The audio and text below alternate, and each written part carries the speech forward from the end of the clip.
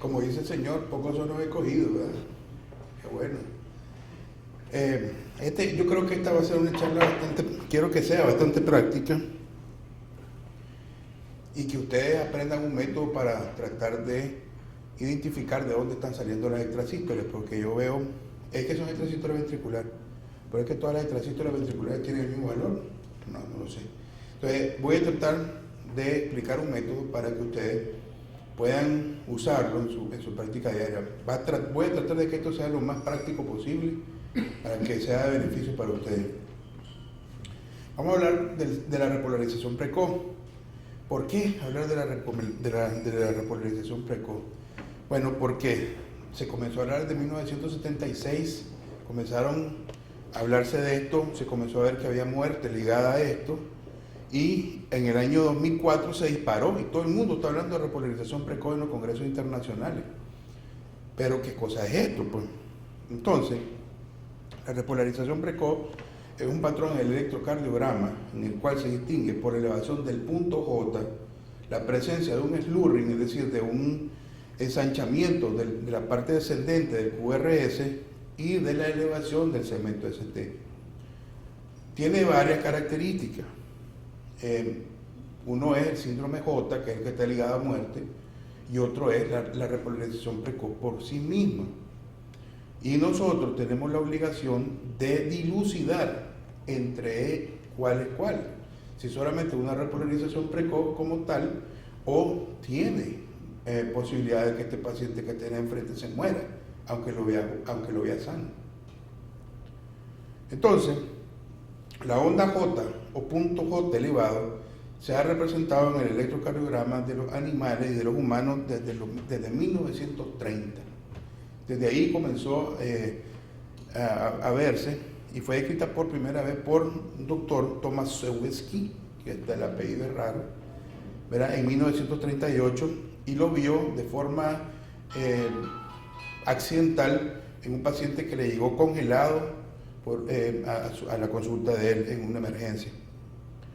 Luego, esta misma imagen se fue denominada como una onda de Osborn, que la onda de Osborn es la que está ligada a los cambios térmicos, vale la pena decirlo, ¿verdad? Y fue visto en un experimento que hicieron con perros en hipotermia, más o menos. En el año 1953, Osborn publicó este artículo y vemos la onda que él vio como una onda de daño, que era esta, ¿sí? A eso es lo que le llamaron la onda J de Osborn. Pero vemos que si ustedes se fijan, a medida que va cambiando la temperatura, va a cambiar también y va a presentarse esta onda J, que es la onda J de Osborn. Y vemos que a 36 grados,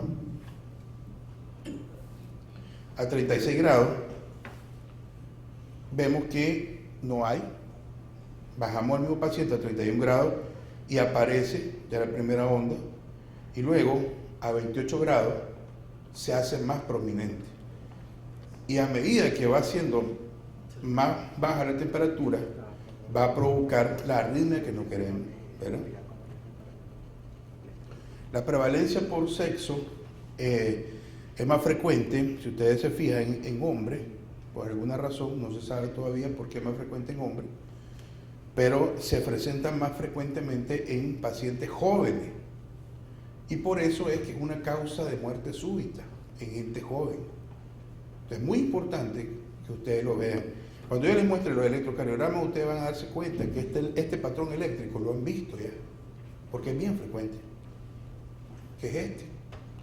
Y aquí viene lo que es el síndrome, el J-Wave síndrome, ¿verdad? Que es el que realmente mata. Pero hay dos formas de presentación. Una forma con una onda J ascendente del segmento ST y una onda J con un segmento ST plano. Y eso es lo que tienen ustedes que dilucidar, cuándo es plano y cuándo es ascendente. Por ejemplo, ven aquí, ascendente, sube, pero aquí no, plano, plano, plano.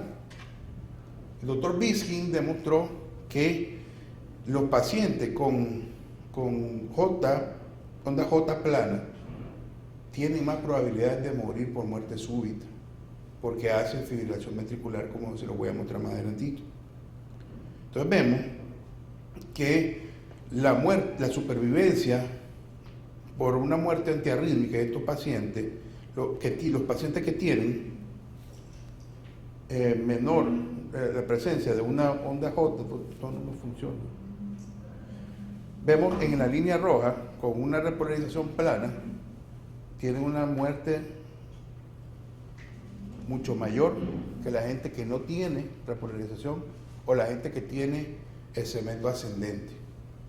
Yo estoy seguro que ustedes han tenido electrocardiograma con esto. ¿Lo han visto? ¿Sí o no? Claro que sí. Es muy frecuente en la consulta ver esto.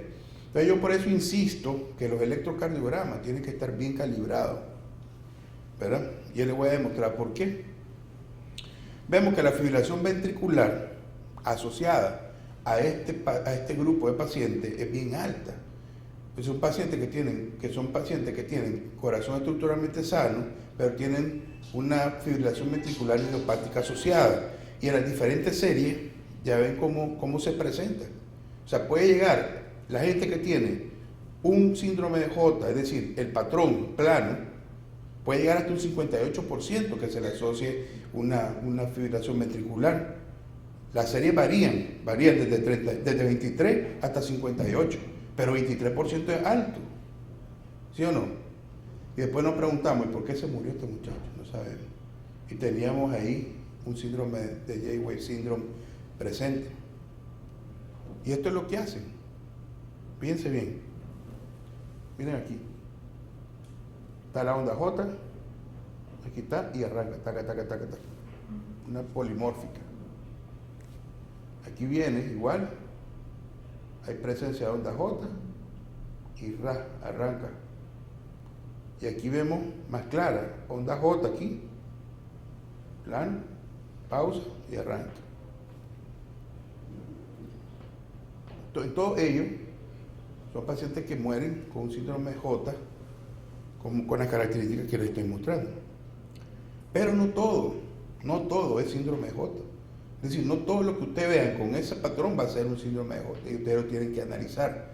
Y es aquí donde la toma de los electrocardiogramas y, ojo, el hospital, pues vale la pena que tomamos esto en cuenta, porque va a variar, va a estar en dependencia del voltaje al cual está expuesto el equipo. Y como vemos, por ejemplo aquí, este equipo estaba en 40 Hz, no hay onda J, pero el mismo equipo fue puesto a 100 Hz y aparece ya la onda J, y aquí a 150. Entonces, es muy importante no solamente ver el patrón eléctrico, sino que además tener una correlación con los síntomas. Si ustedes tienen un paciente que tiene síncope o que ha tenido mareo o presíncope y ven ese patrón, aguas, como dirían los mexicanos. Que puede ser, sí, pero hay que buscar el patrón plano de la onda, ¿verdad?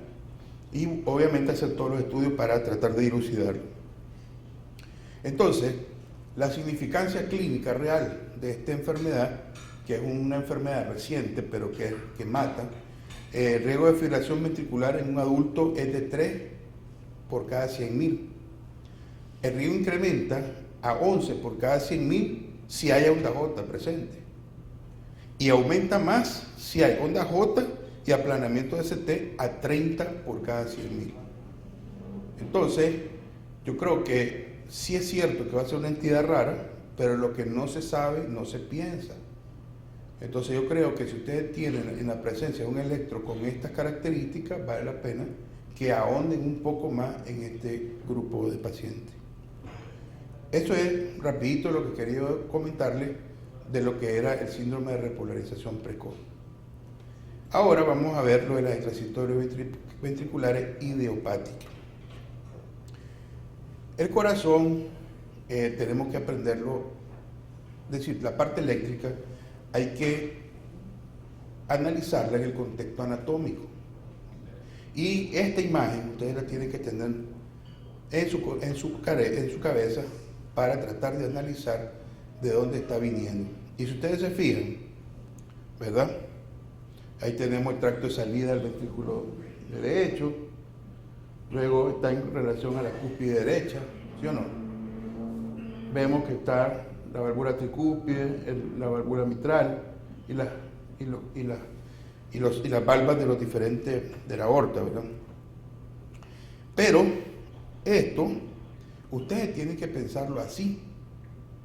O sea, ustedes tienen que imaginarse su corazón, el tracto de salida del ventrículo derecho y tirar una línea, en la línea media, para que yo pueda decir qué estructuras de las que les mostré anteriormente están más hacia la línea media, derecha o izquierda. Y de esa forma comenzar a orientarme de qué voy a hacer, dónde van a estar las probables orígenes de las extrasístoles. Esta es una reconstrucción por Carto de lo que es un tracto de salida del ventrículo derecho. Vamos a comenzar a hablar de estas extrasístoles. Fíjense bien, este es el área donde vamos a trabajar y pensar. Es el tracto de salida del ventrículo derecho, donde vemos que se encuentran todas las estructuras que les mostré anteriormente, ¿sí o no? Entonces, nosotros le vemos electro.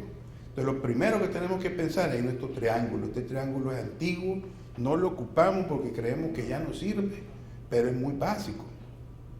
Y acordémonos que el lado derecho es izquierdo, el lado derecho es negativo en la derivación de 1, negativo y así, ¿verdad? Vemos que la derivación D2, D3 y ABF son positivas, ¿sí o no? Ahí. Entonces, una extrasístole que va a surgir de este sector siempre va a ser positiva en D2, 3 y ABF. Siempre. También nos sirve para ver la estructura en 3 dimensiones. Vamos a ver la orientación altitudinal. Vemos el D1, por ejemplo. El D1 tiene un valor importante. Y el ABL y el ABR también. Entonces dijimos que estas extrasístoles que salen del tracto de salida van a ser positivas de 2 de ABF por esto, ¿sí o no? Entonces, el D1, si es anterior, va a ser positivo. Y si es posterior, va a ser negativo, el D1. Entonces vamos a localizar en el tracto de salida si el D1 es negativo, es posterior y si es anterior. Y vemos si el ABL es mayormente negativo, vamos a pensar en estructuras que están más a la izquierda. Y si el ABR es más negativo que el ABL, vamos a pensar en estructuras que están más a la derecha para ubicar de dónde están saliendo las extrasístoles. Entonces ya vemos que tienen que tener relación con la línea media, derecha versus izquierda, va a ser anterior o posterior, como dijimos, y los sitios de origen va a ser el tracto de salida, puede ser la parte sectal versus la pared lateral, o la pared libre del tracto de salida, puede estar localizada anterior o posterior, puede estar saliendo el tracto de salida, pero del ventrículo izquierdo, esto va a estar en dependencia, como veamos nosotros, puede estar saliendo los senos basal coronarios, de la cima del ventrículo izquierdo, y de la proximidad anatómica que puede tener con la cúspide coronariana derecha, el tracto de salida del ventrículo derecho con la cima, pueden haber varias cosas. Este es un ejemplo. Fíjense bien, es electro, ahí tenemos 2 electros. ¿Sí o no? ¿Quién se anima? ¿Nadie? ¿Alguien se anima? No, dale pues, Marco, seguí, ahí voy. Entonces, lo primero que dijimos, ¿verdad?, es que vamos a buscar el B1. Si el B1 tiene rama izquierda, ¿de dónde está saliendo el extrasístole? Del lado derecho, contrario.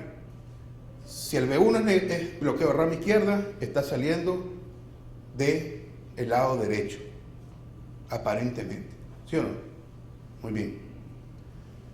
Segundo, vamos a buscar la transición. Todas las extrasístoles que salen del tracto de salida del ventrículo derecho tienen una transición en B4. ¿Sí? Tercero, fíjense bien, miren arriba y abajo. Fíjense bien, bloqueo de rama izquierda, los dos con características diferentes, los bloqueos de rama izquierda. Se están dando cuenta, ¿verdad? Vieron los 2 electros, compárenlo. B4, los dos tienen transición en B4. Y aquí vemos que habíamos dicho que iba a ser positivo de 2 de 3 ABF, ¿sí o no? Aquí es positivo de 2 de 3 ABF. Entonces aquí ya sabemos que está saliendo de aquí, de este sector. Pero, ¿por qué es importante saber de dónde sale exactamente? Porque a mí, al momento que la voy a ablacionar, necesito localizar un punto exacto. Y para eso es lo importante. Entonces, el siguiente paso es analizar el D1 y vemos que el D1 es positivo y está saliendo de la región posterior del tracto de salida. Y si el D1 es negativo, como aquí, está saliendo de la parte anterior del tracto de salida. Y este es un esquema sencillo para analizar lo que son las extrasístoles del tracto de salida del ventrículo derecho. Entonces, resumiendo, D2 de 3 ABF positivo, transición en B4, ¿verdad?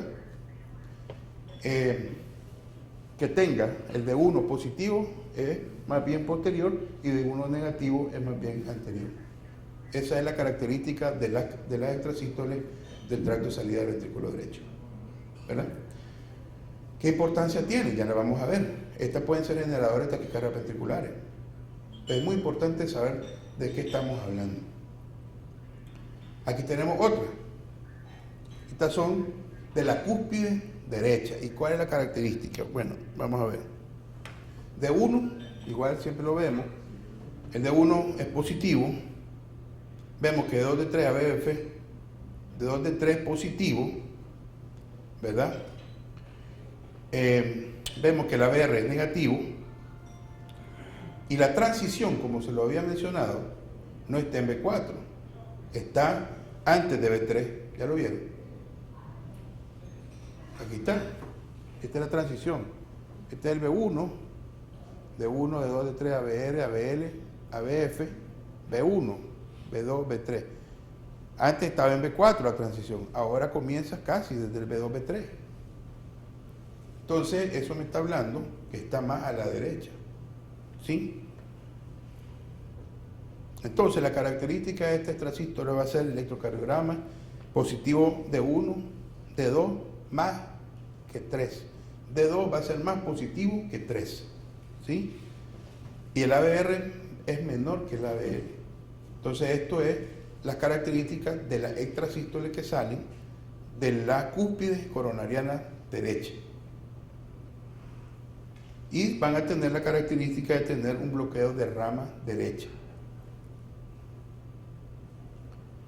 Como decíamos en la transición, ¿verdad? ¿Por qué? Bueno, ¿por qué surgen? ¿Por qué en las cúspides? Si, pues creemos que las cúspides no tienen mayor capacidad eléctrica.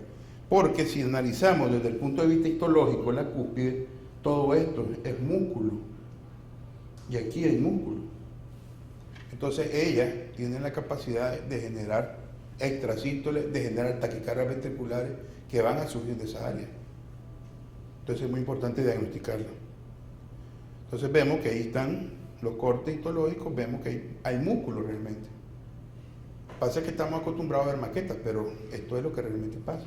Hay músculo y el músculo puede generar extrasístoles y las extrasístoles taquicardias ventriculares y muerte.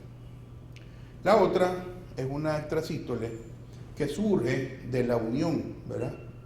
De la unión y que son los triángulos intervalvulares que están entre las coronarias, las valvas no coronarianas derecha, izquierda y las no coronarianas. Entonces aquí el kit diagnóstico va a estar dado por la presencia en B1, en principio de rama izquierda, con una W. Se mira una W en el B1 o muesca en B1. Eso es indicativo de un extrasístole que está saliendo de la unión.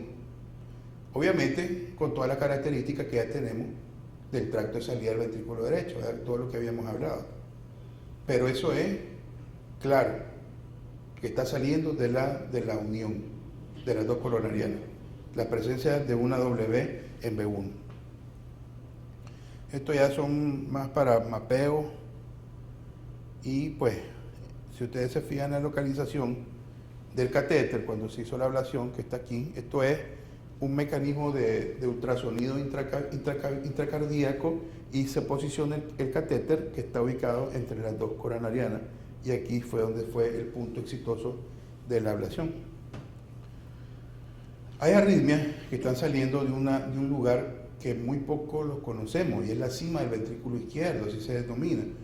Y si ustedes se fijan, es una parte más superior del ventrículo izquierdo, donde está cercano la valva aórtica, y esto termina uniéndose, porque el corazón es una sola unidad con el ventrículo derecho.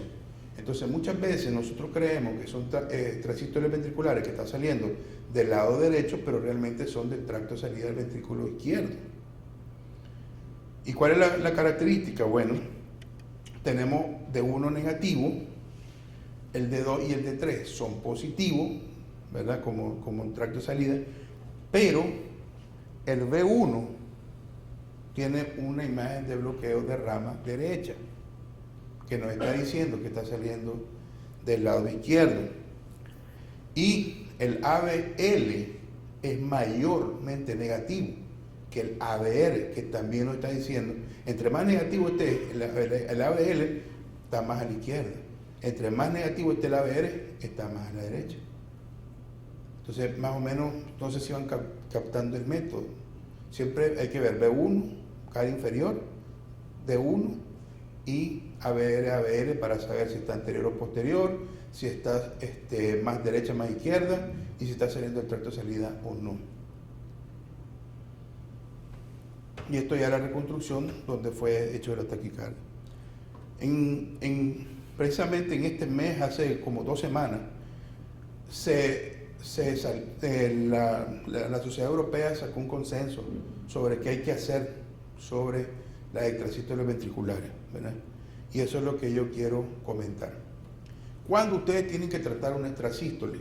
Bueno, en principio tienen que ver 2 conceptos básicos. El primero, el burden, que no se, debe ser el porcentaje de extrasístole que tiene el paciente.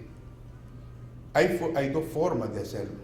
Uno es calculando en el holter de arritmia el volumen total de latido que te lo da el holter por default, y calcularle cuánto, las extrasístoles que tenés, cuánto porcentaje corresponden a ese total.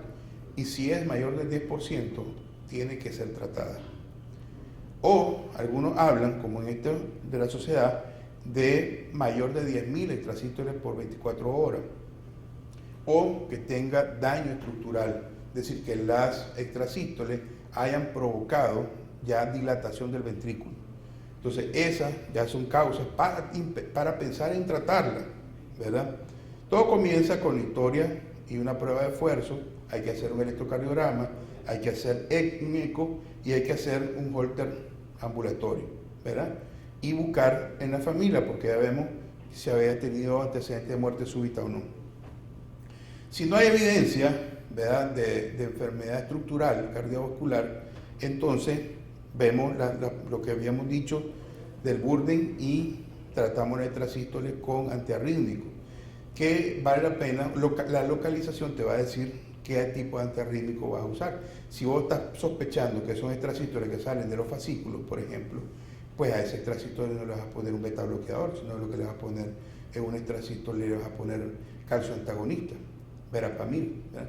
Que esto es un concepto que en Nicaragua yo no lo había visto muy frecuentemente, el uso de verapamil para tratar cosas ventriculares, ¿verdad?